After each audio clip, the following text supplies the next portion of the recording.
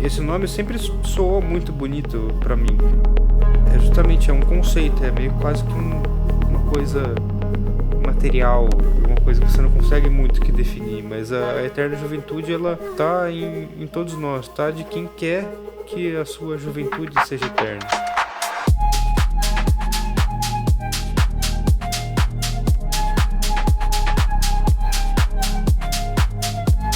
É a nossa eterna juventude, nossos momentos de juventude registrados. E registrando também a juventude da cidade. Uma cidade que sempre está se renovando, é muito ativa culturalmente, artisticamente, sabe? Nunca é mesmo. Uma temporada é diferente da outra. Tudo é muito imprevisível. Isso que não entrava na minha cabeça antes também, de querer controlar tudo, sabe? Não dá pra querer controlar tudo, não quando você mora na praia.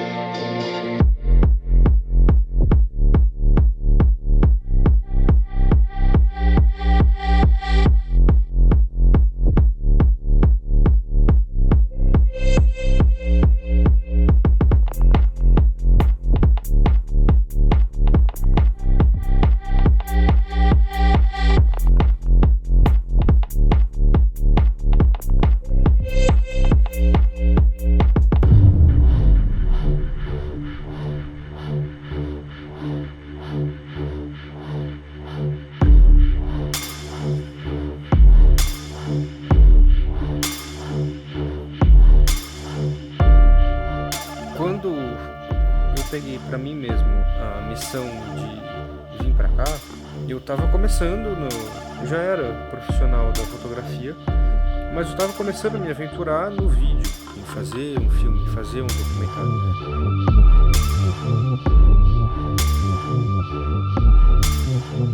Tenho um cenário perfeito em mãos. O que motiva as pessoas a virem pra cá? Por quê? E o que realmente tem aqui?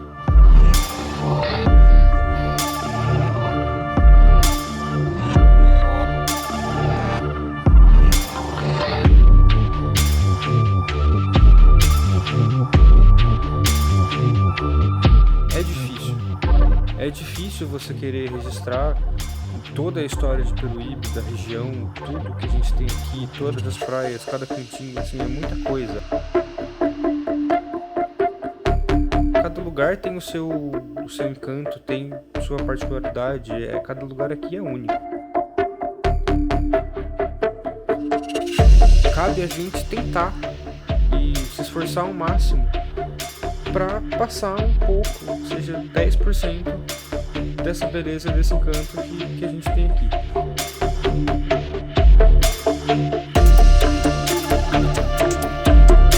Essa história precisa ser contada com cuidado e a gente está aqui para tentar fazer o melhor que a gente pode nesses termos. Nesse pouco que você vai apresentar, eu tenho certeza que você vai conseguir surpreender muitas pessoas, tanto moradores quanto as pessoas que não conhecem Peruíbe ou que só vêm para Peruíbe e só conhecem a Praia do Centro, não conhecem a real riqueza dessa cidade, e você poder transmitir isso, né, para a galera através de uma lei de incentivo, através do fomento que veio de nível nacional para cá, para a cidade, para ajudar realmente a destravar essa questão do gatilho criativo, o gatilho emocional e também o financeiro, claro, que é uma das maiores dificuldades, é superar tudo isso, encarar como um desafio, né, essas dificuldades, poder produzir esse documentário. Eu acho que é fantástico. No meu ponto de vista, você chegou lá.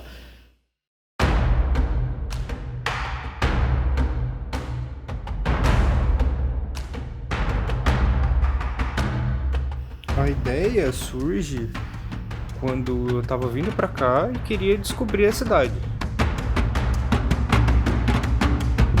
Como eu, muitas outras pessoas foram atraídas pra cá. Por quê? Uma coisa que atrai todo mundo, eu acho que em Peruíbe, é que quando você conversa com alguém daqui, quando você fala com alguém daqui ou que conhece, que tá aqui há muito tempo, a pessoa sempre fala com um carinho, com uma paixão muito grande da cidade. E isso envolve, além de ser uma cidade linda, com uma beleza cênica incrível, história e cultura riquíssima, quem é daqui tem essa vontade de falar que é peruibense, que é da terra da eterna juventude.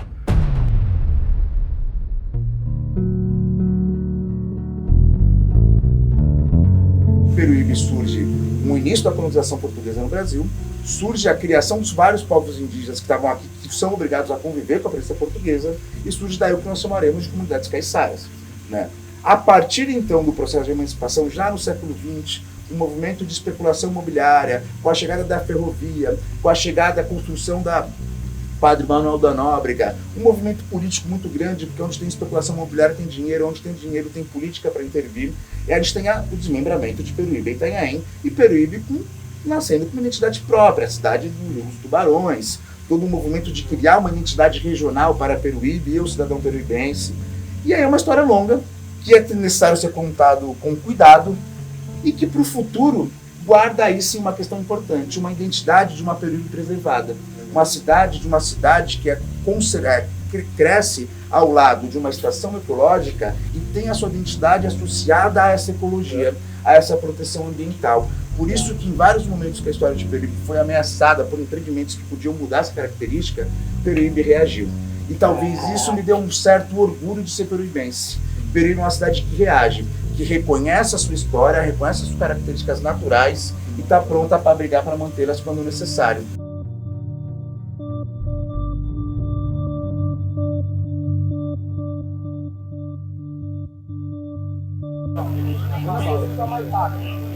Com licença, senhoras e senhores, o meu nome como poeta é Dom Márcio, mas chega de enrolação e vamos para a poesia. Fotografia. Foram 12. O pai ao centro, a mãe ao lado, os filhos aos lados. Puf! Eram 4. Pai ao centro, mãe ao lado, filhos aos lados. Clique. É ao centro de si mesmo, ao lado de si mesmo, aos lados de si mesmo. Self. Puff. Clique. Self. Imagem morta, mortiva. Self. Fischer também faz self. Muito obrigado, meu amigo.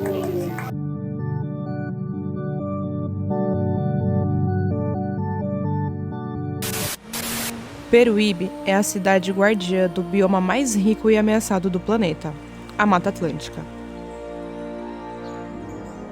Situada a pouco mais de 1 hora de São Paulo e do Aeroporto Internacional, aqui encontramos uma das maiores porções contínuas e bem preservadas do bioma no país.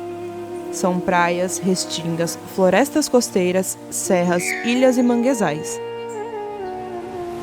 Uma cidade que cresce mantendo as tradições e sem esquecer suas origens. Abrigamos mais de 500 espécies de aves, muitas delas endêmicas da Mata Atlântica e ameaçadas de extinção, como o papagaio de cara roxa e a araponga. As ilhas e praias ainda bem preservadas recebem todos os anos aves limícolas migratórias do Polo Norte e são o local de reprodução do piro-piro e da batuíra de coleira.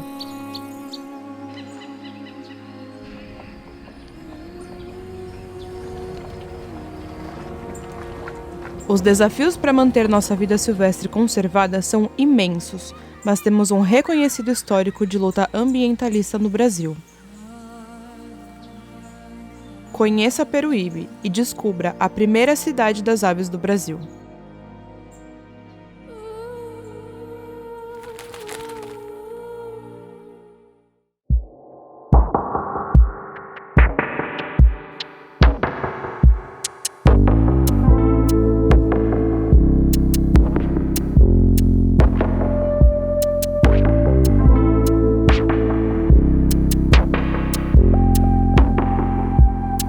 qualquer maneira, a trilha do imperador, ela já é muito utilizada e ela também ganhou um destaque interessante exatamente por uma das histórias mais fascinantes que a gente tem na região, que é o achamento da estátua do Bom Jesus de Iguape, a imagem de santo, que é a imagem que se recusa, que escolhe o seu destino, né? Quer vir pra cá. Quer vir pra cá. Teria sido achada na Praia do Una por 2 indígenas que trabalhavam para um senhor que iriam levar essa imagem para a Vila de Nossa Conceição de Itanhaém, estava mais perto. Conforme ela ia em direção à Vila de Itanhaém, ela ficava mais pesada.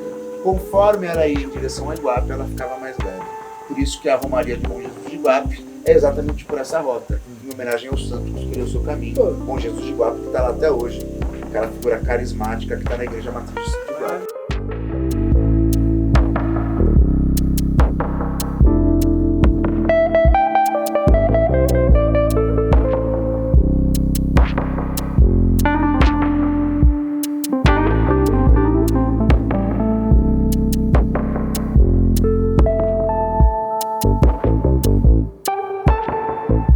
Iguape era uma cidade muito mais importante do ponto de vista econômico que, por exemplo, Santos. Exato. As pessoas iam buscar, que abrigavam toda essa região, moravam em chácaras, plantavam mandioca, plantavam tomate. Essas pessoas, elas precisavam de sal, elas precisavam de roupas, e elas se dirigiam a Iguape. E era pela trilha do Imperador, ou pela faixa de areia, ou pela trilha do Imperador. Então o movimento era constante, tanto para escambo de produtos, eu trocava minha farinha de mandioca por café, por sal lá na linha de Iguape, como para peregrinações religiosas. As festas populares, o cara mora o dia inteiro no meio do Rio Verde. Era 2 festas no ano que ele ia para Iguape, aqui ele ia por ali, e era a festa do ano.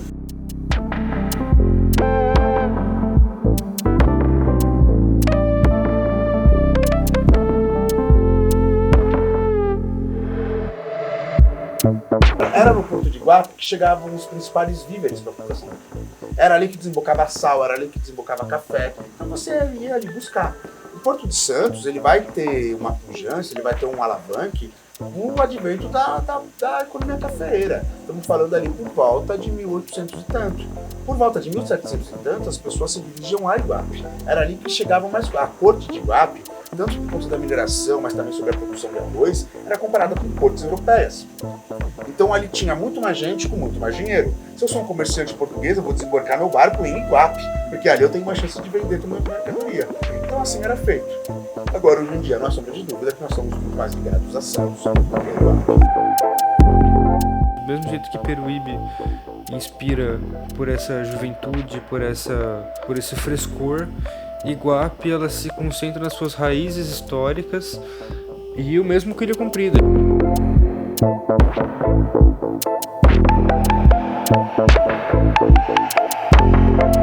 A história dele é comprida, assim como também Peruíbe, ela remete aos sambaquis, a 5.000 anos, 6.000 anos. Também é uma coisa chocante de você estar ali, aquele amontoado de concha, uma montanha de 3 vezes seu tamanho, que foram colocados ali por pessoas há 6.000 anos atrás. É meio que... É como se você estivesse olhando diretamente para as pirâmides do Egito. É, exatamente. Porque é a mesma coisa, é um negócio de muito tempo atrás. E quem são aquela galera, né? Como que eles viviam ali. Tudo isso coloca tudo em perspectiva, te faz pensar, assim, é esse contraste do 5.000 anos com o que está acontecendo agora.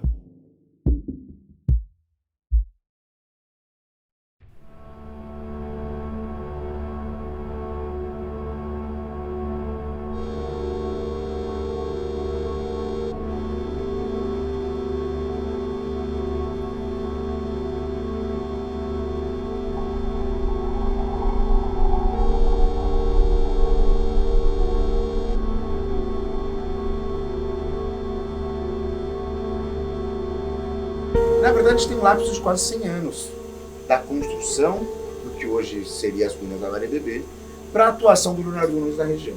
O padre Leonardo Nunes chega aqui em 1549 e ele já chega também não muito novo e assim, por mais que ele tenha uma vida longeva para a época, deve ter vivido ali por volta de 1600, tá?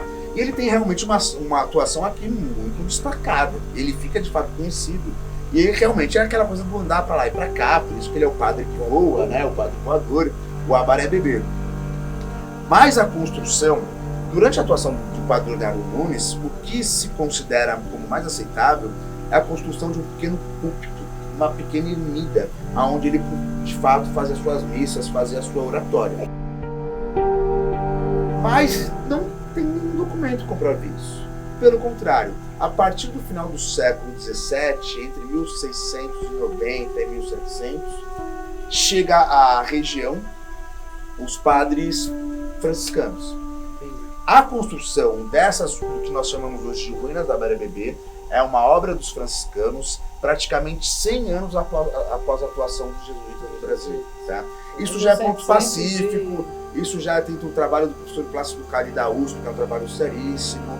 Ele é um professor arqueólogo, ele fez um trabalho grande sobre os sítios arqueológicos, mais de 26 sítios arqueológicos são daqui em Peruíbe, fez um trabalho muito importante sobre a zona da Beira Bebê. Então a gente tem toda uma documentação, tem os trabalhos do Sá de Faria, que é um arquiteto que também trabalhou muito sobre a Vila de São João Batista, então já é ponto pacífico.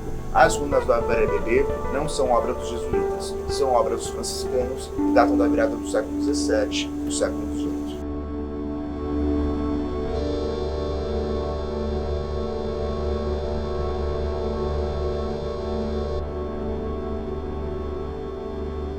Pegar, por exemplo, a construção do próprio convento, ou das próprias ruínas da Beira Bebê, a gente vai ver uma arquitetura europeia, uma arquitetura portuguesa, mas é uma engenharia indígena. Ali a gente tem uso de sambaqui como argamassa. Isso tudo, isso que quem construiu, acho que foi padre e carregou pedra, jamais. Quem fez isso foram os indígenas. A engenharia empregada na construção das principais obras coloniais é uma engenharia tupi. Isso é importante. A arquitetura pode ser europeia, a arquitetura pode ser portuguesa, mas a engenharia é tupi. A maneira com que as paredes foram levantadas, como a argamassa populada, como cortar as pedras, tudo isso é engenharia tupi.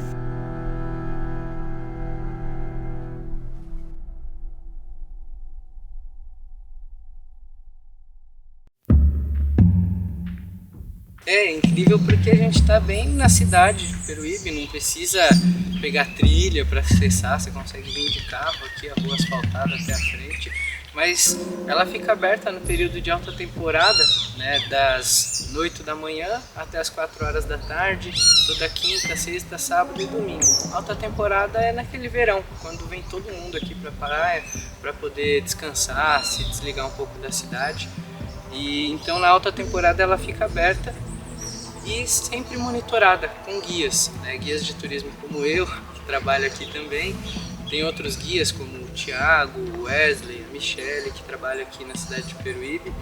E eles fazem essa recepção muito bem feita, né? Porque a gente teve uma pessoa que é uma mestra aqui pra gente, né? Que é a Fátima Pires, né? A Fátima Cristina, que é nossa amiga, professora, e ela muito bem ensinou pra gente como contar essa história desse local aqui, que é muito, muito bonito e também é um vestígio histórico nosso. Aqui rola uma visitação de conscientização, né, da cultura, de conservação do patrimônio histórico, que é muito importante, porque essa história que molda o que nós somos hoje, né, os seres humanos que nós nos formamos hoje. Então aqui na região litorânea, o pessoal vem muito procurar a praia, né? Mas não é somente praia que Peruíbe tem vestígios históricos como esse, que é de grande ênfase. Então tem muitas pessoas curiosas que vêm para cá para poder conhecer um pouco, né, dessa história, dos vestígios que foram deixados aqui pelos portugueses na época da colonização. Dique da praia, né? É muito conhecida, uma planta que tem a propriedade medicinal, para vocês verem bem bonitinho. Aqui a raiz dela que é utilizada, ela tem um aroma de geló, se liga, João, um cheirinho de menta, né, parece de Vick mesmo. Então a gente usa, você corta a raizinha dela, coloca no álcool e ela, depois quando você tem algum machucadinho, alguma ferida, tem essas propriedades medicinais cicatrizantes. É muito boa, esse é o Vick da praia. Peruíbe é cercada, rodeada de unidades de conservação. Dentro do mosaico de unidades de conservação Jureia-Tatins, a gente tem a própria Estação Ecológica Jureia-Tatins, a gente tem 2 parques estaduais, o Parque Estadual do Prelado e o Parque Estadual do Tinguçu, 2 reservas de desenvolvimento sustentável, uma da Bata do Una e outra do Despraiado, e um refúgio de vida silvestre das Ilhas do Abrigo e Guararitama. Então, no mosaico da Jureia são 6 unidades de conservação. Se a gente for mais além, na própria Serra do Mar, o Parque Estadual Serra do Mar, aqui a gente tem o núcleo Itariru. Os parques municipais que a gente tem, o Parque Municipal da Restinga do Guaraú e o Parque Municipal Natural do Vilão, toda a APA-CIP, né, APA Canané e Iguape Peruíbe, que é a gestão do ICMBio, e ali para baixo a APA Ilha Comprida. São muitas unidades de conservação e isso, na minha opinião, também inspira muito a Eterna Juventude. Se a gente tem toda essa natureza, ela melhora a nossa qualidade de vida, certo? Assim, só de você dar uma volta no parque no final de semana, pegar uma praia deserta, fazer uma trilha, isso já te renova, você já sai revigorado de lá.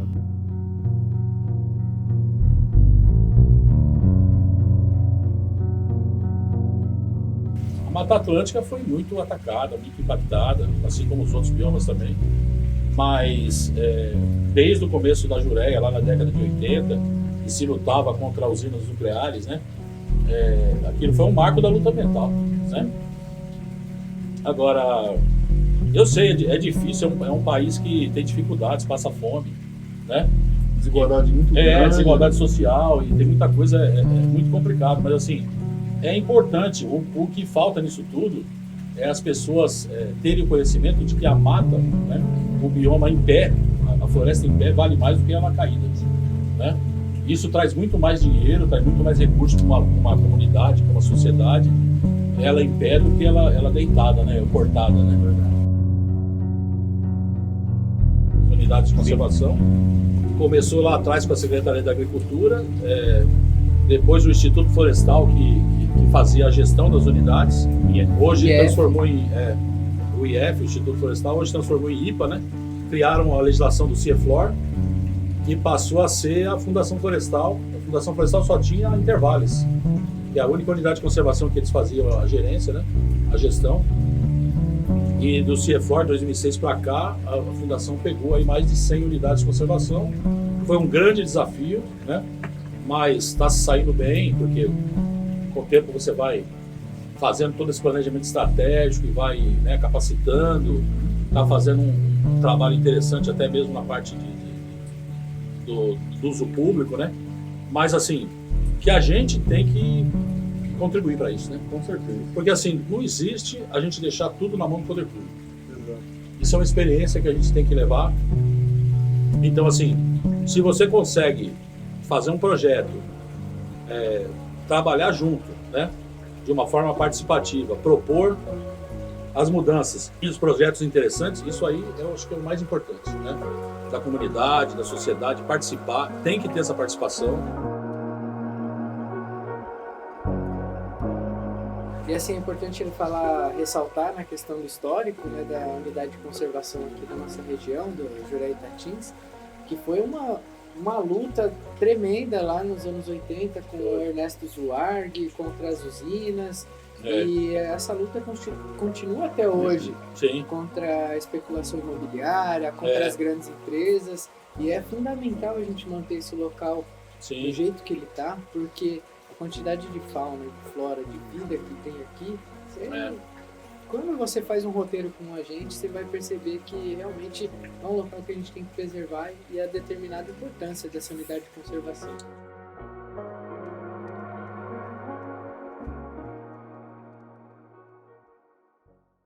Então, em 2007, a gente vai lá e coloca os caiçaras dentro da política nacional. Então, hoje a gente é reconhecido nacionalmente, né, numa política de Estado, que independente do governo que tiver, né, a gente continua lá. Então, os caiçaras estão lá. Nós temos 28 segmentos hoje, né?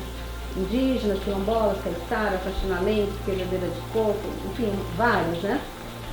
Em Peruíbe, por exemplo, né, é importante falar que dos povos que tem, né, a gente ainda tem ciganos, os povos de terreiros e vários outros que tem, né. Então a gente demarca numa política específica para povos e comunidades tradicionais, porque até então só se falava da gente no viés ambiental e não cultural, né. Então a gente passa a ter um outro olhar, né, pra gente na questão cultural, né? E aí um outro instrumento que a gente usa é uma convenção internacional, que é a Convenção 69 da OIT, que o Brasil é signatário, ele assina em 2004, né? E aí quando o Brasil assina, o que ele fala, né? Ele fala que nós temos direitos de autodeterminação, de autoidentificação, e com isso a gente tem direito à consulta prévia, livre e informada e de boa fé, né? Então o que significa isso? Isso é muito importante, que todas as comunidades caiçaras saibam e que todas as pessoas que vão trabalhar com comunidades, o poder público saiba também, né?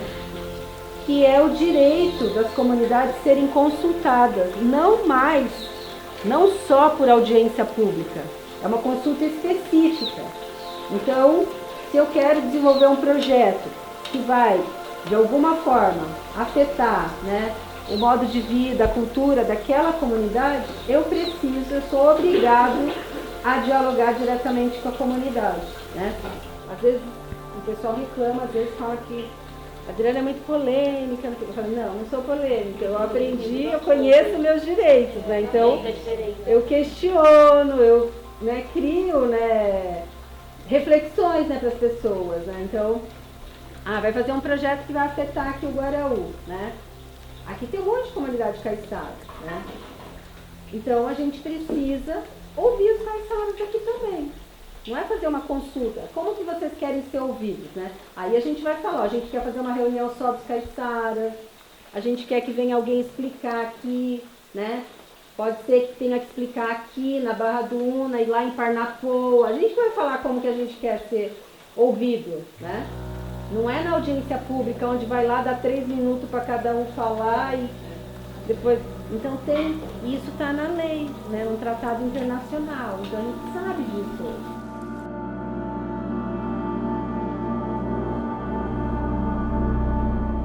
A área da Jureia como um todo, ela inspira essa luta, ela inspira essa resistência, porque é uma terra dessa luta.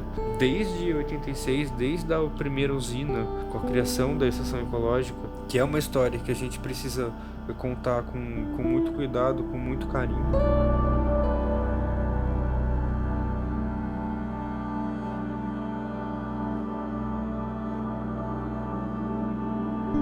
É legal quando você está lá, porque você sabe que é uma área protegida, é uma unidade de conservação, né? É uma estação ecológica que tem suas leis, tem suas normas.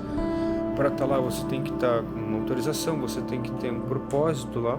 Quando eu fui, meu propósito era filmar, é poder justamente compartilhar as belezas que a gente tem lá.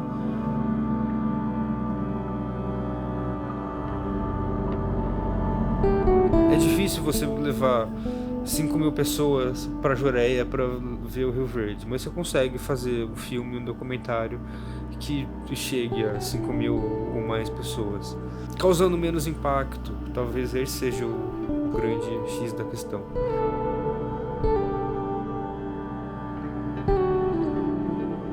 Temos esse recurso de produzir um material audiovisual bacana para poder transmitir, para poder mostrar como é esse lugar.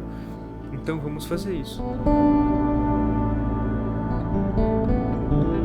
É esse sentimento gostoso de satisfação, sabe? De você estar fazendo uma imagem bacana, de você estar produzindo alguma coisa legal e levantando também toda uma comunidade, levantando agência, monitor, operador, tudo mais. É toda uma cadeia ali de operações que o setor do audiovisual proporciona para crescer. Que tenha mais produções e que Peruíbe se torne também um polo audiovisual. Acho que um desejo grande meu é esse. Esse movimento da Paulo Gustavo está servindo para mostrar que justamente Peruíbe tem produtores muito bons, está saindo materiais incríveis e que esse setor precisa se unir cada vez mais. A gente não faz cinema com uma pessoa, com uma equipe de 2 pessoas. A gente faz cinema com uma equipe de 50, 100, 200 pessoas. O cinema brasileiro, a produção nacional de audiovisual está cada vez melhor, está com um nível cada vez maior, carente de lugares que tenham uma infraestrutura adequada, que saibam receber essas empresas, esses produtores.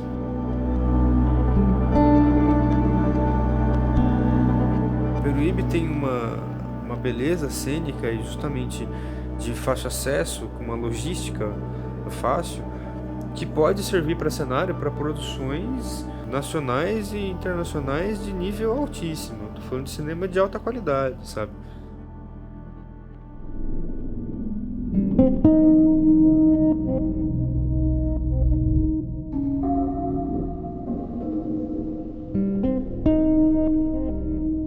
Uma experiência legal, muito bacana, que eu pude ter também, a gente foi pro Parque Estadual do Prelado, que é outra ponta da Jureia, né, ao lado de lá da Jureia.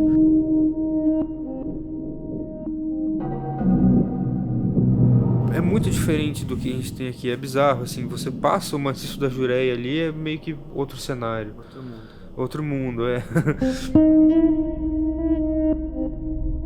Entre maciço, a praia do Rio Verde já é muito diferente das praias que a gente tem aqui na Barra do Una, no Itinguçu, né? Aquela areia mais fina, aquela praia de tombo, aquela água mais azul. E você passa do maciço ali da Jureia pro Prelado para baixo, também já muda, assim, você acha que é parecido com o Itinguçu, mas não é. Você tenta achar aquela familiaridade, mas ao mesmo tempo você perde.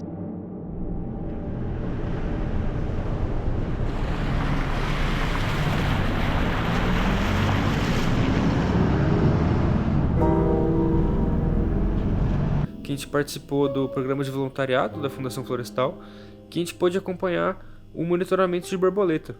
Então, assim, o monitoramento de borboleta, ele é feito porque as espécies de borboletas são bioindicadoras, então elas podem apresentar muita coisa que está de errado ou que está certo no ambiente. Existe a oportunidade de você estar percorrendo ali umas trilhas mais isoladas dentro do parque, naquela restinga maravilhosa, aquela restinga alta, que também é diferente da restinga que a gente tem aqui. Aqui a gente tem aquela restinga mais pé de montanha, aquela mata de encosta, né, já nas trilhas.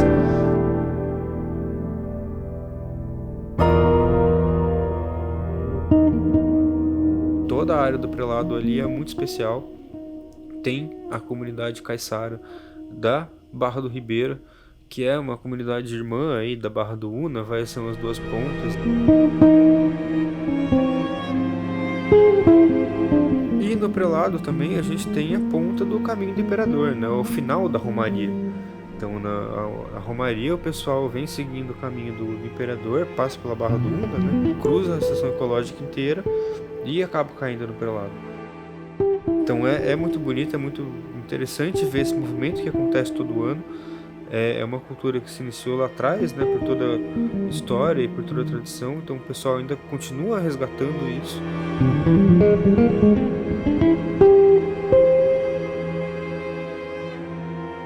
Então, assim, Barra do Una para mim é um cantinho mágico ali. Essa comunidade caiçara também quer preservar sua raiz, quer preservar sua identidade com o turismo de base comunitário. Então, ofertando serviços para os visitantes, para os turistas, que eles possam receber e contar do seu modo de vida, de apresentar como eles vivem e fazer você se apaixonar, fazer você se interessar por isso. É você ir pescar um peixe para comer no almoço, é acordar cedo, é ficar na casa do caiçara, é contar a história do Lá da Fogueira, sabe? É tudo isso, toda essa experiência da Barra do Una que eu acho que é... É mágico, é a comunidade acolhedora, né? Meu nome é Marcos Pio, mas ninguém conhece como Marcos, é só Pio mesmo.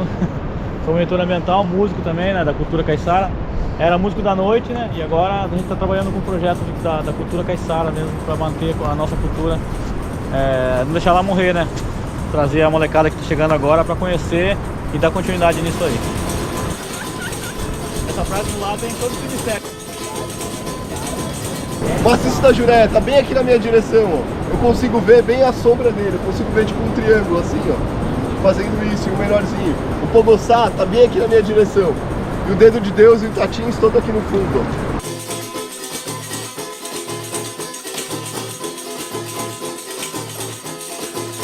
Meu pai me disse que não sabia de nada, tudo a modinha que toco, só modinha de bailar. Por isso mesmo não me falta namorar.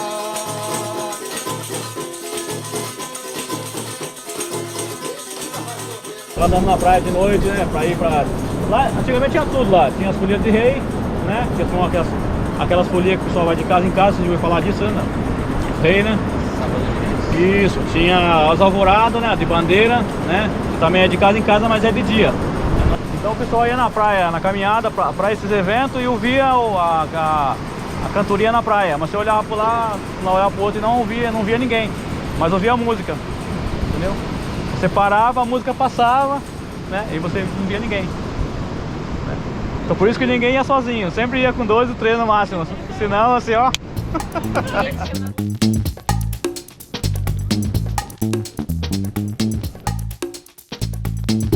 Isófila manga, árvore em cima do manguezal. É aquela árvore que tem as raízes bem à mostra. A árvore está aqui assim e as raízes dela vão fazer meio que isso.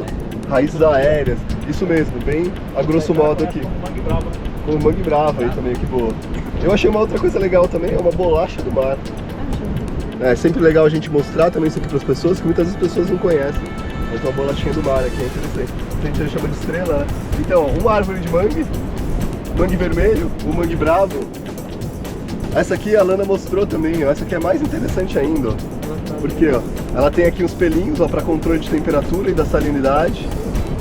E ela é toda abertinha também, ó. Esse aqui é o mangue preto. É isso, né, Pio? A Vicênia Chaueriana, olha que nome bonito para uma filha. A Vicênia, vem aqui, a Vicênia. Qual é o nome dessa? Essa aqui é a Vicênia Chaueriana. Mangue preto. Ó, e essa aqui é a nossa terceira árvore do mangue. Lembra que eu falei para vocês? Quem anda na praia já viu isso aqui. Uma outra sementinha pequenininha, eu vou soltar a semente para passar na mão de vocês. Essa semente do mangue manso. Essa semente do mangue manso, ó. Lagunculária rancerosa, olha aí, trouxe pro menino. Lagunculário, vem aqui por favor. Agora fiz.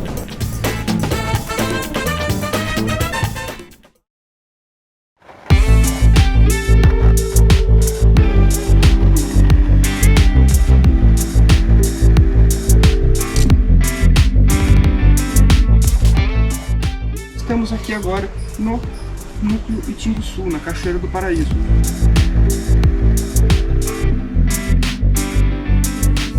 A gente tem aqui correndo o rio Itinguçu, que está no meu parque. Itinguçu, Grande Água Branca, Ribeirão Branco, Venda Tupi-Guarani.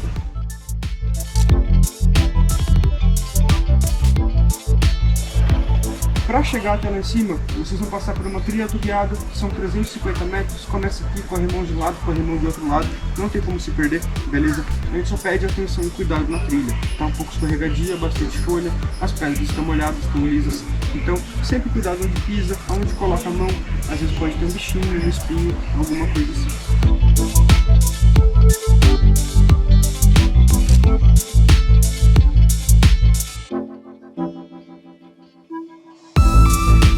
Dia de monitoria ambiental na Cachoeira do Paraíso, no núcleo Itinguçu. Conta pra gente a sua experiência, Alexandra. Isso é muito legal, ver até sol hoje, né? Depois de tanta chuva.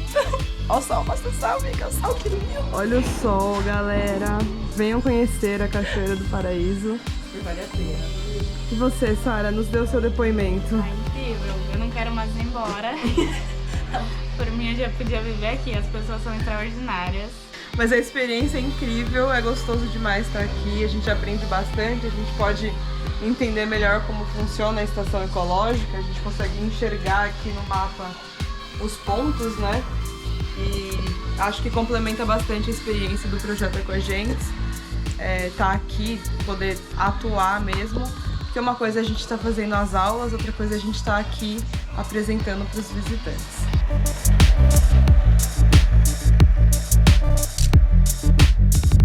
Na perfeição da natureza, o guapuruvu, por ser maleável, que é a pessoa fazer canoa, a gente costuma encontrar guapuruvus caídos. Essa queda dele é essencial para a mata, para a natureza, por quê? Porque ela abre clareira, dá espaço para que novas espécies nasçam, para as novas sementinhas, para as árvores que precisam de luz, então dá uma renovada na mata também, porque a mata não fique sempre com as árvores antigas. Porque assim, quando você trabalha numa unidade que permite o turismo, né, igual o Parque Estadual, A primeira coisa é você fazer a normativa para você ter o ordenamento. Ter ordenamento. Como é que vai funcionar o parque? Tem que ter uma norma. A norma interna, então, se não tem o plano de manejo, vai ser o plano emergencial. E essas normas vão ajudar a fazer o ordenamento. Como é que funciona? A ordem aqui é o seguinte, ó. Você entra ali, passa pelo monitor ambiental, faz isso, a experiência é essa. É isso, né? Você tem tudo já regrado, nosso plano tá assim, né?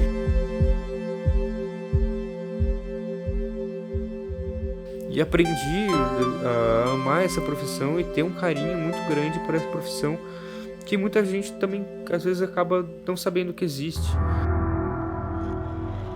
É um guia de turismo? Não, é um monitor ambiental. São duas profissões diferentes, sim, se complementam, casam muito bem juntas, mas cada um no seu quadrado, cada um tem a sua área de atuação, né? O conforto e a tranquilidade que a gente tem sabendo que os grupos, escolas, famílias, amigos estão entrando junto com o monitor é muito grande, né? Porque você sabe que se der algum problema, o monitor sabe entrar e sabe sair, né? Sabe se proteger, vai trazer essas coisas e sabe passar uma informação que é riquíssima. A equipe toda aqui está preparada para isso, tá? E vai na frente, tomando bastante cuidado onde pisa, como falei, para que dê tudo certo e seja um passeio bem legal, bem bacana, tá bom?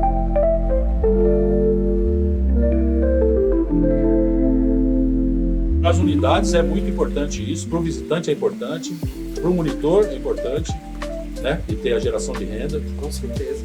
A gente deve cada vez mais planejar, né? Fazer planejamento para poder melhorar essa parte profissional, porque a gente ainda não está no ápice, ainda no amadurecimento da coisa. E também o visitante também não está, né? A gente sabe disso, né? Um dos cartões postais do Peruíbe é Arpoador, né? Quando a pessoa vem para o Peruíbe e quer um passeio de barco, acho que é a primeira opção dela. Ser sim uma praia deserta, mas ainda receber 500 pessoas num dia de uma maneira ordenada. É muito legal você chegar lá de barco e ser recebido por um monitor que vai te falar da praia, que vai te explicar aonde que você tá e por que você deve cuidar daquele lugar. Porque você pega uma pessoa desavisada, entre aspas, uma pessoa aquele que tá curtindo no seu momento de férias, no seu momento de lazer, e você tem a oportunidade de ensinar ela alguma coisa, que seja em 5 minutos ali, mas ela acaba recebendo a informação e ela acaba absorvendo aquilo.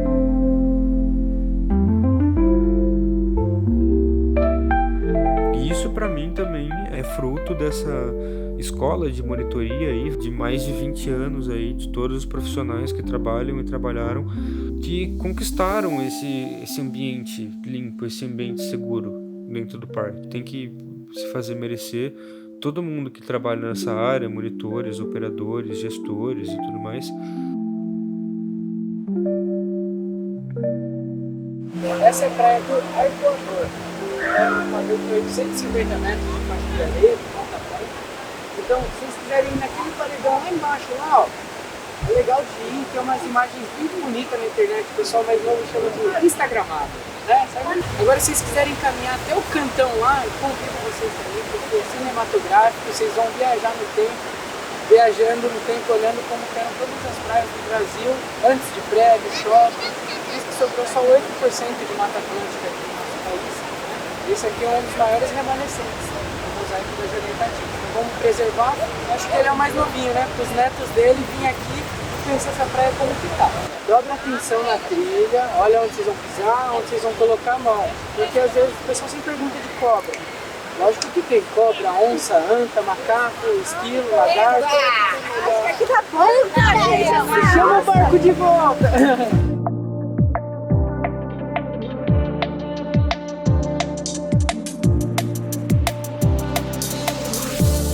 A ilha também acaba tendo um fluxo de visitação bacana por conta disso. Atualmente o desembarque não é permitido, ainda assim você consegue estar lá, você consegue dar um mergulho ao redor da ilha, consegue ver as fragatas, que ali é um refúgio de vida silvestre. Então, assim, as fragatas nidificam ali, se reproduzem ali, sendo ponto de parada também para as outras aves migratórias, se tornando ali um ponto muito importante, um hotspot de preservação, principalmente dessas aves.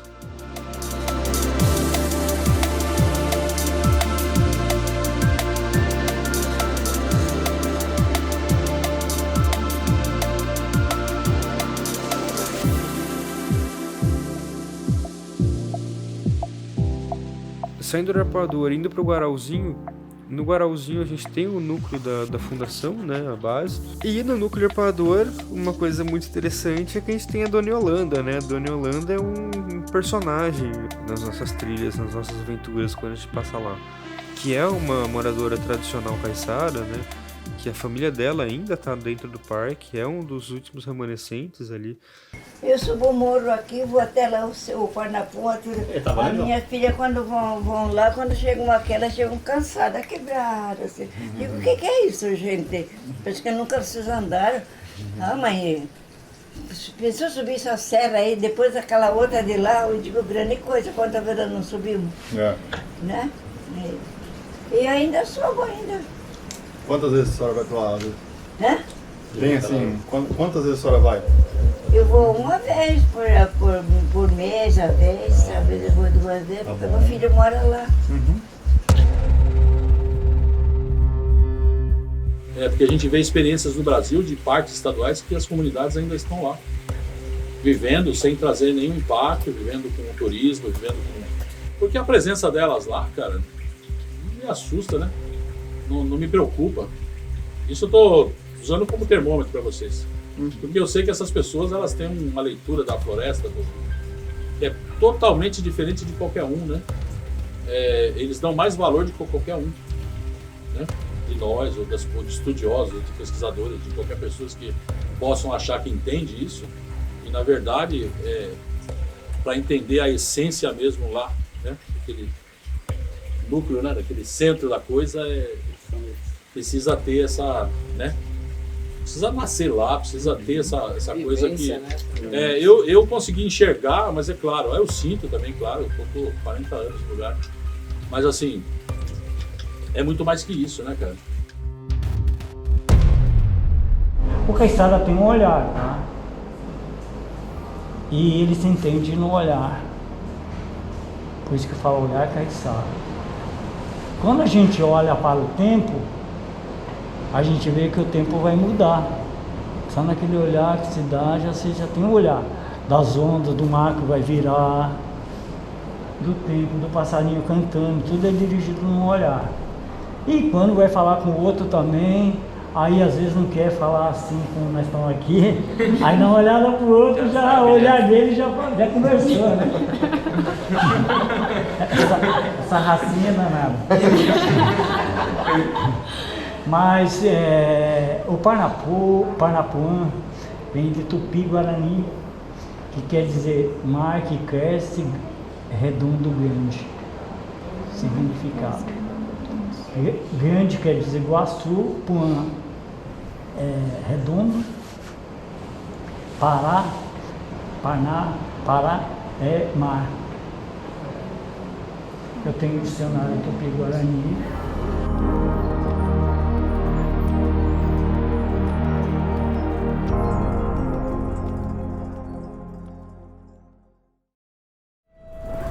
Bom, a zona rural de Peruíbe é uma coisa que me surpreendeu muito e veio para mim para provar que Peruíbe não é só praia.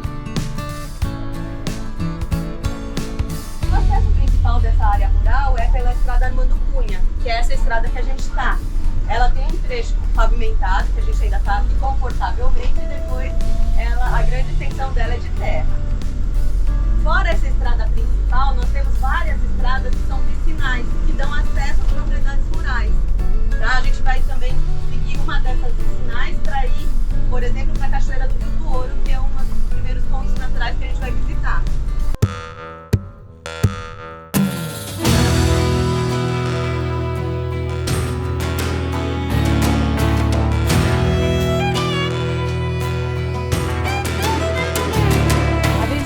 dentro do Parque Estadual da Serra do Mar. A Cachoeira do Rio do Ouro, ela fica aqui, parece propriedade particular, mas não é. Realmente só foi feita essa estrutura para poder manter e controlar. Tem as indicações, né, do parque. A Fundação Florestal é responsável. Vocês sabem que o Parque Estadual da Serra do Mar ele é extenso, é imenso, então ele é dividido, a gestão dele, em núcleos. Esse núcleo chama Núcleo Itariru. Ele é de Peruíbe, Itariri, Pedro de Toledo. Então, lá em Pedro de Toledo é a sede onde eles ficam e eles fazem o controle desse trecho do Parque Estadual da Serra do Mar.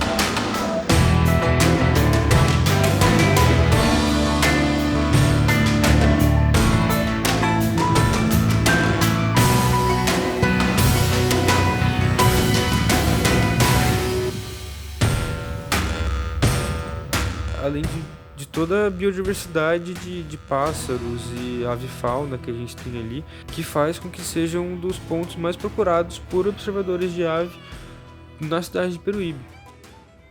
Daqui, pessoal, nós vamos fazer uma parada no Pesqueiro Girassol para vocês verem aves, que lá é um ponto muito conhecido de nós do Goa Peruíbe.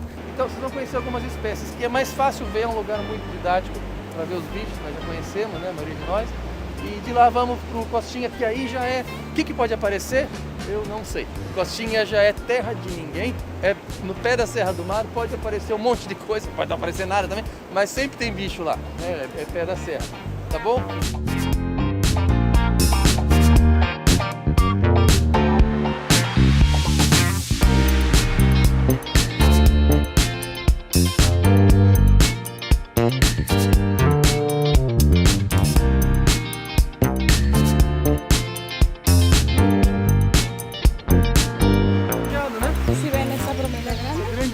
Na parte de embaixo, onde fica nas folhas secas, ali.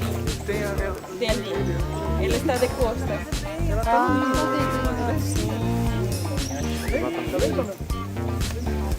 Na bromélia seca. Na bromélia seca, na parte exatamente onde fica nas folhas.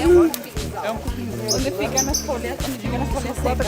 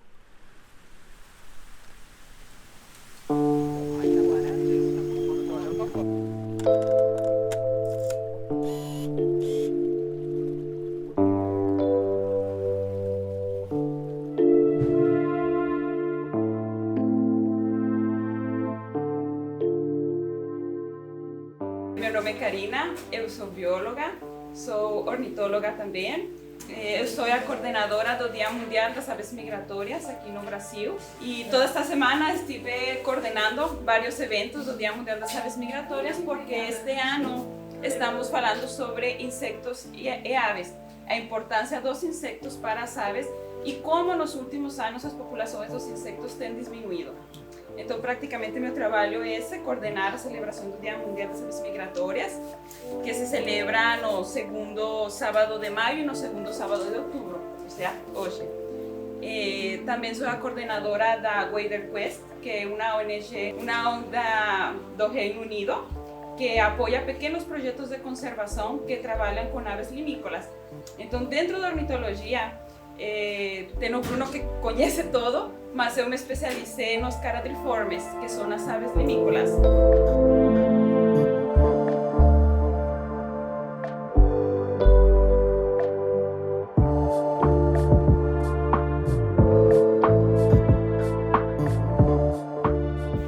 Bom, a Karina falou do maçarico e agora nós vamos falar, hoje como é o Dia das Aves Migratórias, sobre migração. Migração que tem, acho que de mais fantástico no reino das aves, que se vocês souberem explicar sobre isso, vocês ganham o Prêmio Nobel da Ciência, porque nós estamos estudando e não entendemos quase nada ainda. Estamos só arranhando esse tema no Brasil.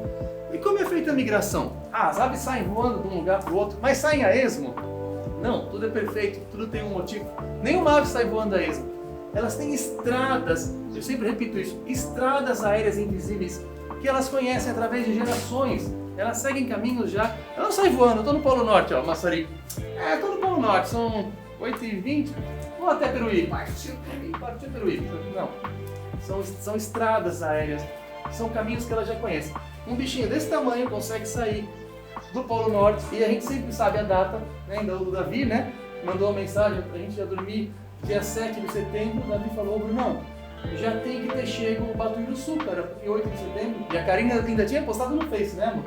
Postou, dia 8 de setembro o bicho sempre chega.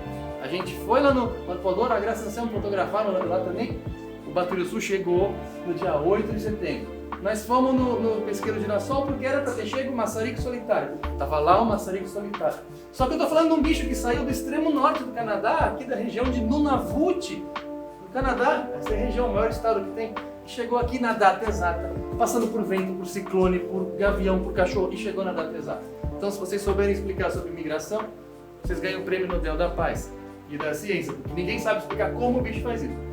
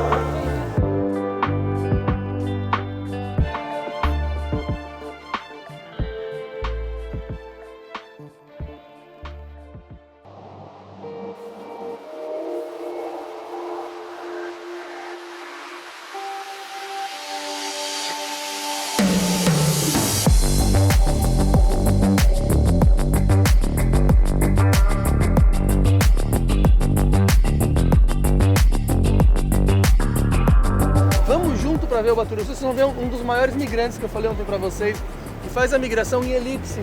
Sai do Labrador no Canadá, vem pelo Atlântico, entra na América do Sul pela Venezuela, pega o Brasília, vem pelo Rio Paraná até o Tietê. No Tietê ele vem até aqui e na volta pelos Andes. Vamos ver um aqui na berma, que é a parte seca da areia, e outro forrajando à direita ali. E aproveito para falar a metodologia que a gente usa, né? Quer falar sobre ela? Você tem duas metodologias, transecto direto, que é o que estamos fazendo, só que a velocidade tem que ser a mesma. E você vai observando as aves que ficam e quantificando também.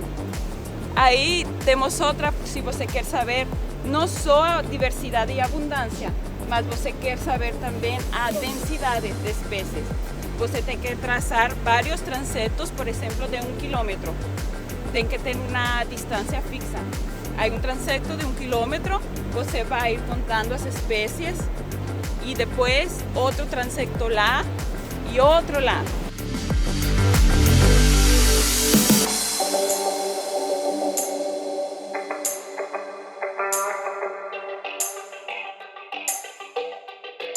Além de ser uma praia preservada, que a gente conseguiu, né, com o apoio da prefeitura e tal, não passar o trator aqui, tem muita comida. E essa comida aparece justamente na época que as aves migratórias estão chegando. Não por acaso essas áreas a gente chama de stopovers. Stopovers são os pontos de parada. Eu falo que são os restaurantes ao longo da estrada que eles param para comer. Então aqui vocês vão achar insetos como a libela, a libela, principalmente isso aqui que a gente come, que é a saúva, a fase alada, né, da saúva. E nessa época, justamente agora, começa, o nome científico é Tivella mactoides, que é a nossa beguaba, os caiçaras chamam de beguaba, beguava. E ela começa nessa época, não por acaso, né? Tem o boom de reprodução dessas espécies quando chega a vilimícola, quando chega a maçari, quando chega a andorinha. E isso aqui que talvez vocês nunca tenham visto na praia, que é uma bomba de proteína e aminoácido para todo mundo que está migrando. Ou seja, o cara que está vindo lá do Cibaturi Sul aí, que está vindo do Alasca, do Polo Norte, do Canadá, não pode comer qualquer coisa, tem que comer algo muito proteico. Isso aqui são ovas de um caramujo, que ele é endêmico desse trecho do Atlântico, entre Paranaguá e o Espírito Santo. Quem confirmou foi a Gemma, amiga nossa, que ela é malacóloga, né? Estuda crustáceos. Tudo isso aqui são milhares de ovos unidos por muco. Vocês já devem ter visto na praia, se quiserem ver, ó. Parece um plástico, parece lixo. Isso aí para quem... eu também, anos achei que isso aí era borracha. Então vou mostrar para vocês a importância dessa área aqui. Olha o que tem de comida.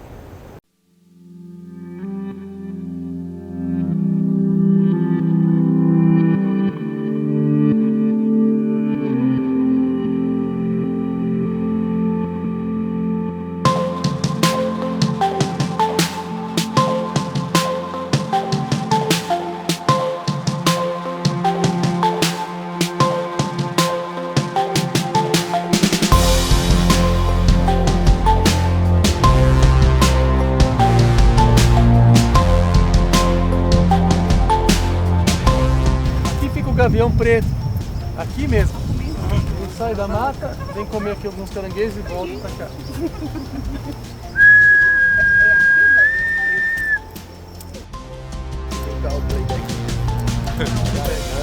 Tem um bico voando lá em cima. Tá agorado.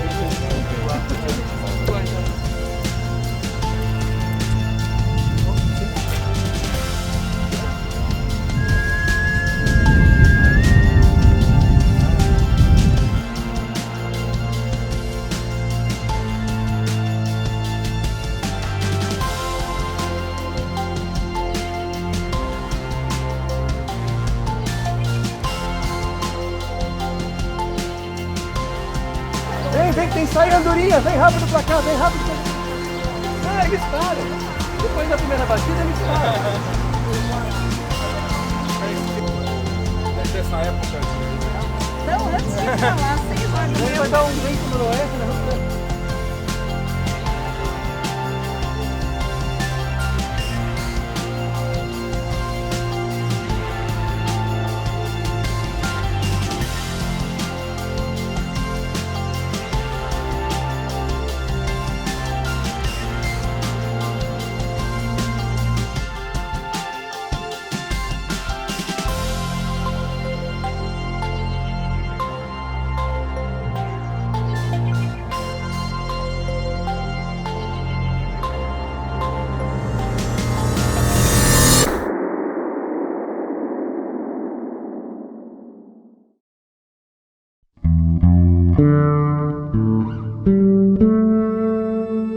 Uma das coisas mais legais que durante todo esse processo de captação do documentário que eu pude participar ativamente é a Peruíbe como cidade das aves.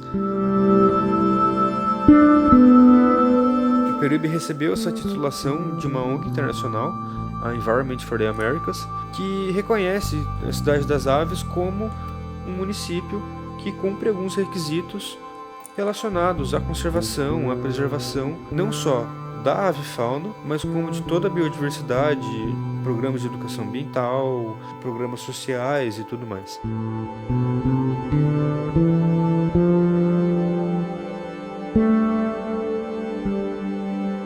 esse movimento partiu da organização da sociedade civil, juntamente com os observadores, para fazer esse trabalho acontecer e para que esse título seja mantido. Peruíbe tem mais de 500 espécies de aves registradas e observadas, um nível altíssimo dentro da Mata Atlântica, dentro do Brasil e dentro do mundo, com que seja um hotspot, um destino internacional para quem quer observar pássaros.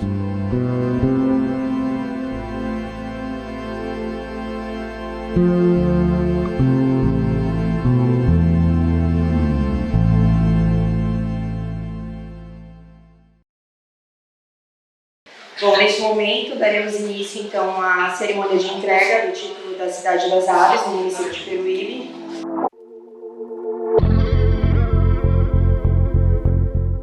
Mi nombre es Miguel Mata, soy el representante de Environment for the Americas para América Latina y el Caribe. La Ciudad de las Aves es un programa hermoso que junta a las comunidades de todas las edades, a los niños, a los jóvenes, a los adultos. Los hace amigos no solamente de la naturaleza, les da alas en su imaginación para volar junto a esta gran diversidad que es Peruíbe. ¿Qué significa recibir el título de Ciudad de las Aves? Significa visibilización, significa aumento de la economía sustentable y del turismo. Ciudad de las Aves incrementa el hábitat saludable tanto para las personas como la naturaleza.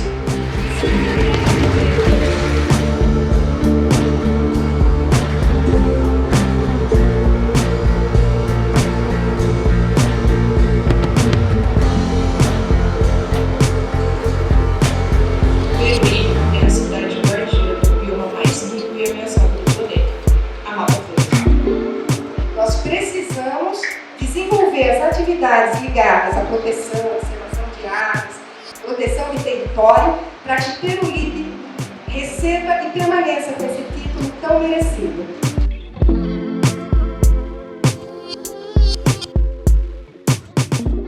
Uma cidade cheia de unidades de conservação, de aves e de pessoas que estão engajadas com a conservação, não só dos habitats, mas também das aves.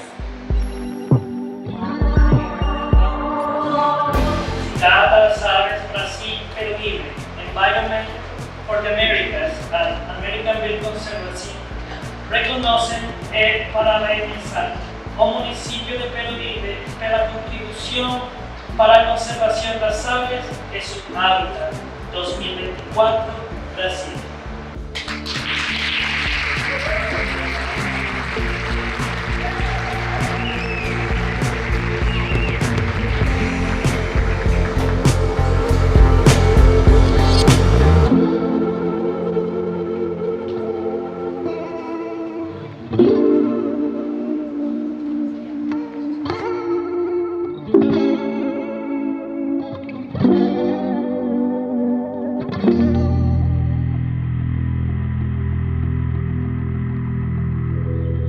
Um trabalho muito importante também vem sendo realizado é o trabalho do Seta Jureia Peruíbe. E a nossa fauna silvestre está sendo cada vez mais vitimada, a gente tem uma biodiversidade muito grande, só que por conta das ações antrópicas, especulação imobiliária, fragmentação de mata, queimadas, todas as ameaças que o ser humano faz ao ambiente e à natureza, os animais perdem suas casas, cada vez mais vítimas do tráfico legal, do comércio irregular, do cativeiro. E o Cetas acaba recebendo todos esses animais, não só de Peruíbe, mas da Baixada Santista, Vale do Ribeira, do estado de São Paulo inteiro. Tenho a oportunidade de trabalhar também no Cetas e registrar alguns animais que a gente encontra em vida livre aqui na Jureia, aqui em Peruíbe, aqui na região. Só que a nossa mata, por ser uma mata atlântica, uma floresta amorfila densa, aquela coisa muito fechada, a gente acaba não tendo a oportunidade de ver os animais. Mas a gente acaba podendo ter essa oportunidade de observar e de registrar para que também tenha esse conhecimento, para que essa passagem deles pelo CETAS, esse momento difícil, possa reverter também em alguma coisa bonita, em educação ambiental.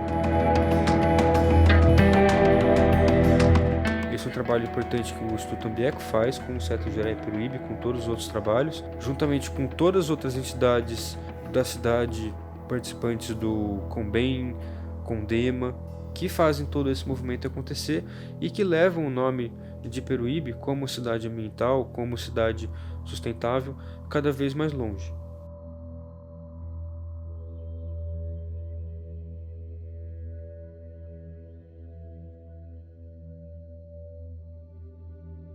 Para mim, o costão de Peruíbe inteira é o lugar de descanso da mente, sabe? É um lugar que eu posso ir ali num final de tarde, tranquilo. Eu não vou muito longe, eu sei que vai ser fácil de chegar lá.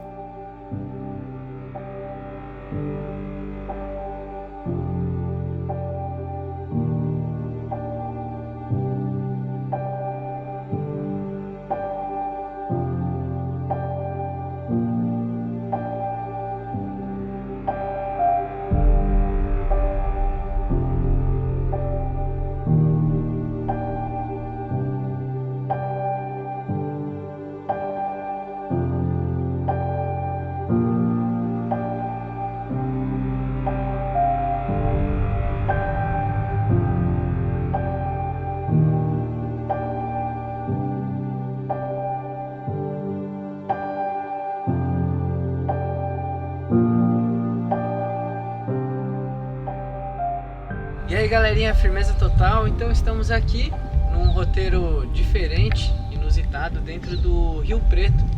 O Rio Preto é o rio principal, um dos principais rios que tem em Peruíbe, e ele tem esse nome por conta dessa coloração da água, né? Dá pra gente perceber que é uma água bem turva, e a água turva não é porque ela é suja, né? É por conta dessa vegetação que estamos vendo em volta, que são manguezais, né? Então a lama do mangue que deixa essa água com essa coloração mais escura. E aí é curioso aqui porque a gente consegue ver os caranguejos. Tem algumas espécies que são mais fáceis de avistar, como o chama-maré, maria mulata, né? O caranguejo sá também. E dentro desse rio aqui, que é alimentado por 3 corredeiras, né? Vem a corredeira de Tariri, a Cachoeira do Vilão, que fica dentro de um parque, o Parque Municipal do Vilão, né? Que as empresas de água captam água para alimentar e abastecer o bairro e a cidade. E também vem de um braço lá de Itanhaém, que tem um encontro do Rio Branco de Itanhaém com o Rio Preto de Peruíbe. E aí o curioso que rola até aquele encontro das águas, porque o Rio Branco tem uma água um pouco mais clara e o Rio Preto é uma água escura. Então lá para baixo no encontro rola esse encontro das águas. E aqui a gente tem essa paz, né? É um local de contemplação no qual a gente consegue ver aves, se tiver o privilégio até um guará, que é uma ave muito similar ao flamingo, para quem não conhece. São garças vermelhas, né? Guará é vermelho, traduzindo do Tupi-Guarani. Então é muito bonito aqui esse espaço para contemplação. Quero que vocês venham conhecer esse roteiro maravilhoso com a gente.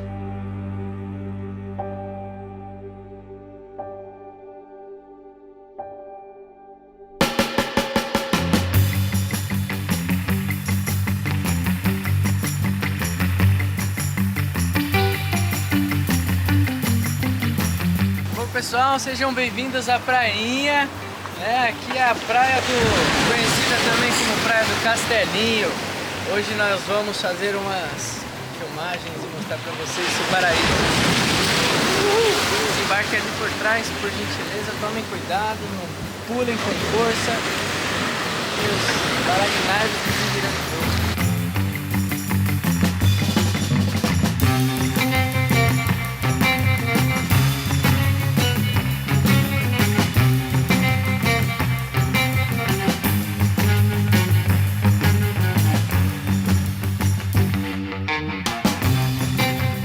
Peruíbe é um grande reduto de artistas, de pensadores, de fazedores de cultura. Quando esse pessoal se junta nesse cenário lindo, acontecem essas coisas. 1, 2, 1, eita, nós!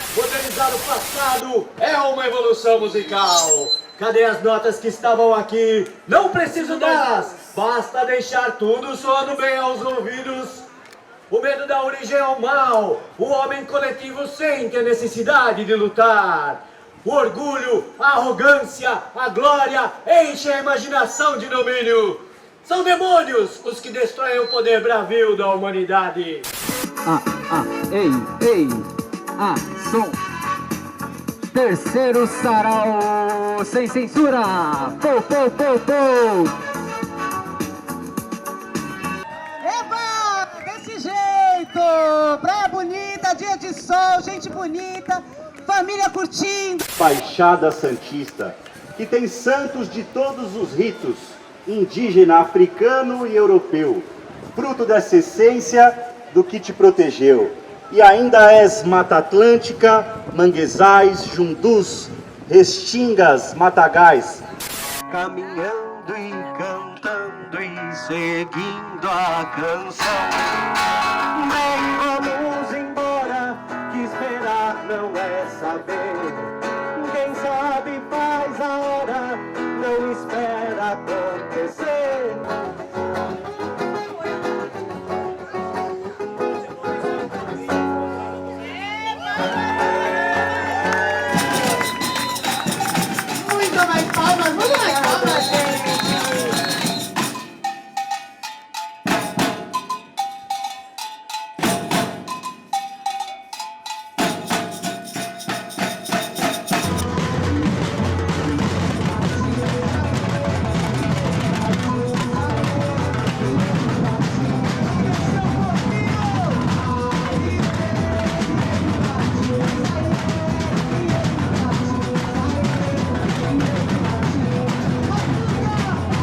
Rap nacional qualificado, alto bom som.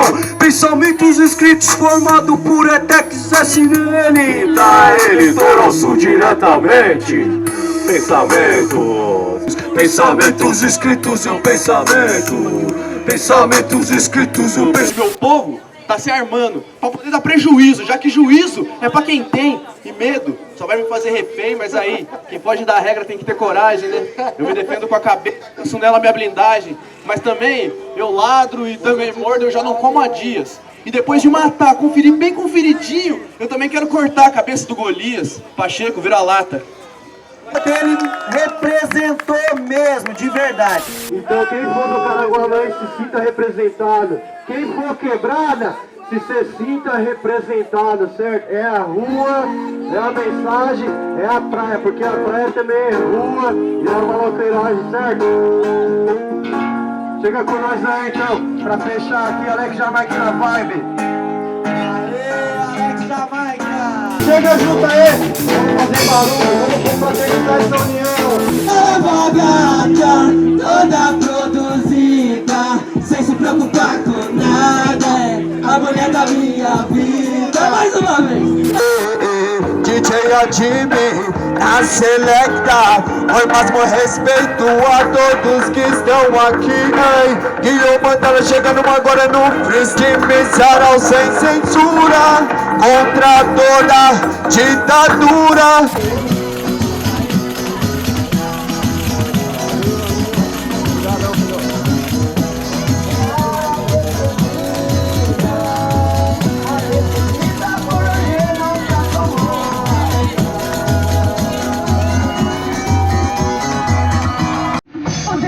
Eu sei que eles vão gostar. Tem um Atlântico, tem vista pro mar. E a Jureia é o jardim do quintal. O dólar dele paga o nosso quintal. Nós não vamos pagar nada. Nós não vamos pagar nada. É tudo free. Tá na hora, agora é free. Vamos embora, tá lugar. Os entrar, que esse imóvel tá pra lugar.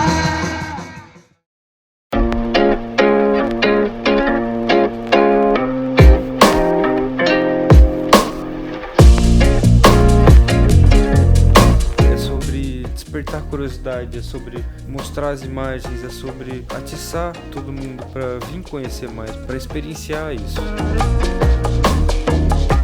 Nosso roteiro não tinha como te acabar em outro lugar que não seja o Guaraú.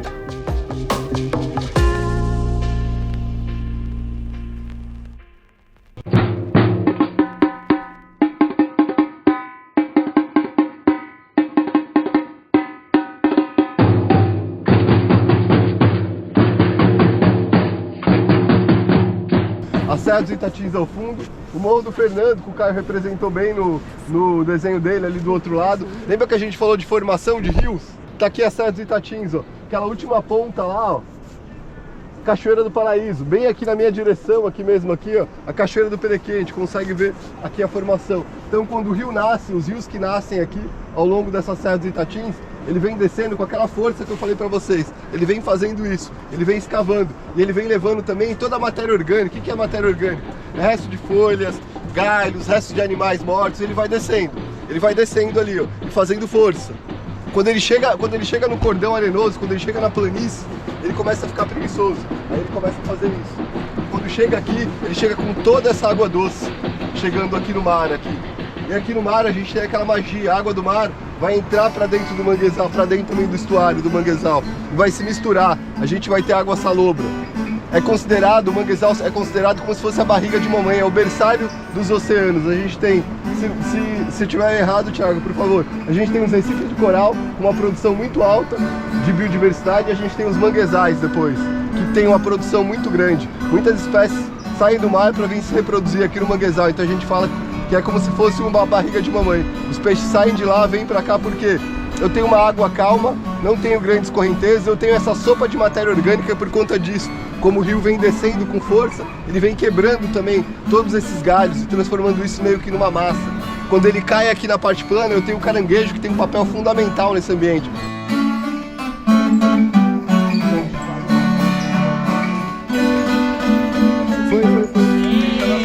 Atenção!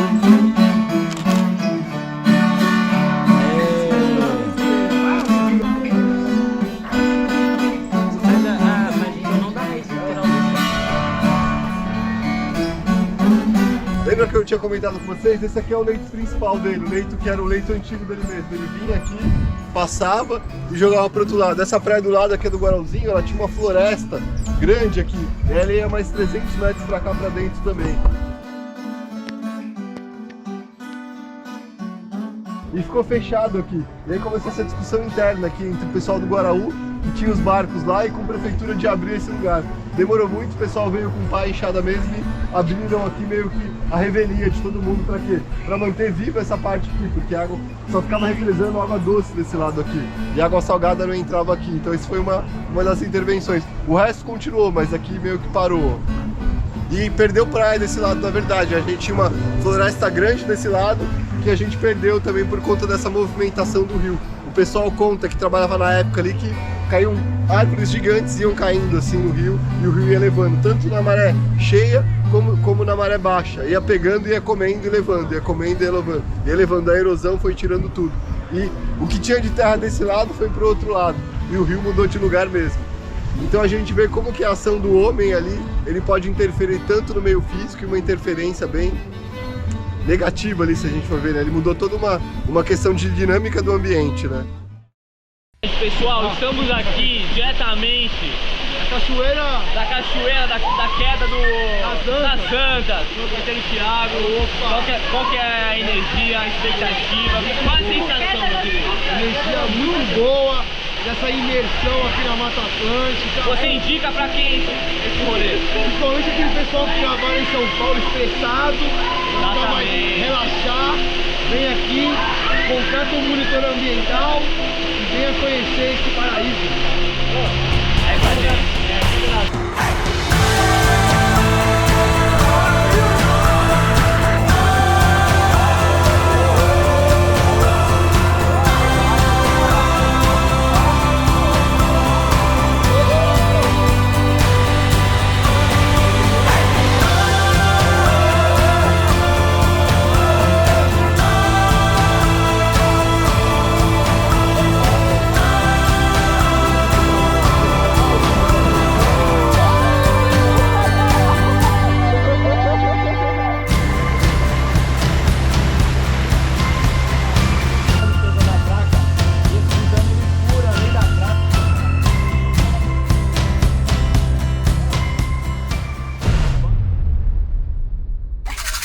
adeus, eu já vou me embora, é chegada a hora, não posso ficar.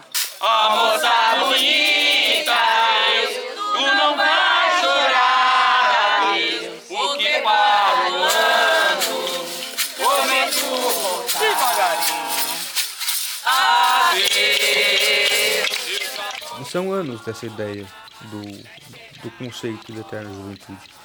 Eu queria fazer um material que justamente fosse isso, que apresentasse o Peruíbe e o que ela tem a oferecer de uma maneira clara, objetiva e sincera e verdadeira.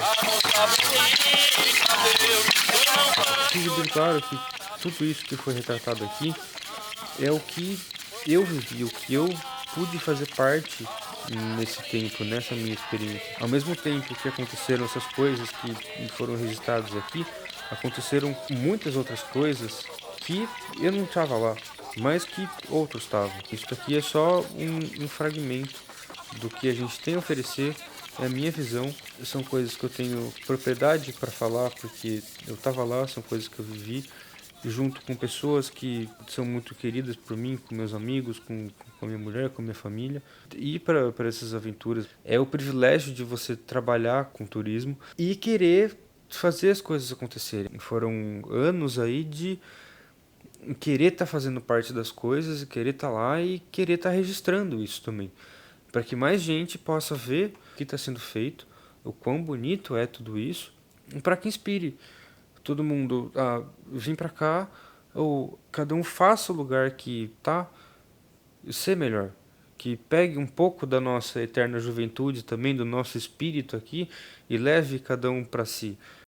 Para dançar ciranda, juntamos mãos, abre a roda, formamos uma roda, cantando essa canção.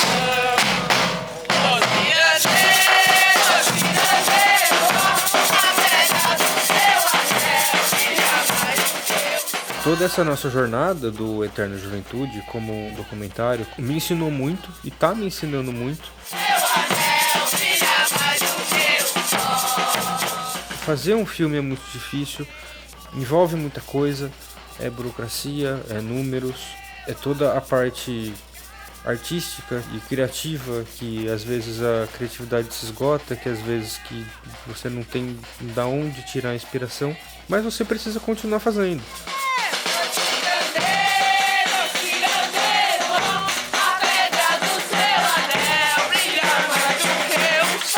Nosso trabalho aqui é tentar registrar e resgatar isso e convidar também a quem não conhece a conhecer Peruíbe, a conhecer essa região, porque eu te garanto que a gente tem muita coisa para mostrar, muita coisa para explorar, para descobrir. Com certeza é uma aventura, é uma jornada.